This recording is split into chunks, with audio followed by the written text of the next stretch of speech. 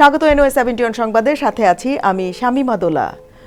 কুখ্যাত মার্কিন শিশু যৌন অপরাধী জেফ্রি অ্যাপস্টেনের সাথে জড়িত ব্যক্তিদের নামের তালিকায় এসেছে বাংলাদেশের অন্তর্বর্তীকালীন সরকারের প্রধান ডক্টর মোহাম্মদ ইউনূসের নাম। জেফ্রি অ্যাপস্টেনেরও ভালো সম্পর্ক আছে সেটা এই ফাইল থেকেই জানা যায়।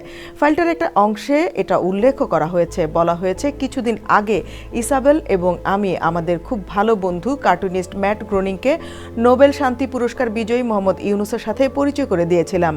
আর আগামীকাল রোববার ৩রা অক্টোবর ইউনূস হতে যাচ্ছেন সিম্পসন লিজেন্ডের একটি অংশ। সম্প্রতি যৌন অপরাধী জেফ্রি অ্যাপস্টেন সম্পর্কিত প্রায় ৩০ লাখ নথি প্রকাশ করেছে মার্কিন বিচার বিভাগ। একই সঙ্গে প্রকাশ করা হয়েছে প্রায় ১,৮০,০০০ ছবি ও ২,০০০ ভিডিও। জেফ্রি অ্যাপস্টেন এবং তার স্ত্রী বিভিন্ন দেশ থেকে বাচ্চা মেয়েদেরকে পাচার করে ফ্লোরিডার গোপন একটা দ্বীপে নিয়ে আসতো, তারপর এক পাশবিক আয়োজন করত। বাচ্চাদের তুলে দেওয়া হতো অনুষ্ঠানের পাশবিক অতিথিদের সাথে। ওরা এই অনুষ্ঠানের নাম দিয়েছিল ক্যালেন্ডার গার্ল। এই অনুষ্ঠানে নামি দামি রাজনীতিবিদ থেকে শুরু করে গায়ক, বিজ্ঞানী সব রকমের মানুষজন থাকতো। Bill Gates, Donald Trump, President Bill Clinton, Bob Shapiro সহ আরও অনেকেই ছিল। এদের মধ্যে বেশিরভাগ বাচ্চারই বয়স ছিল মাত্র ৩ থেকে ৯ বছর।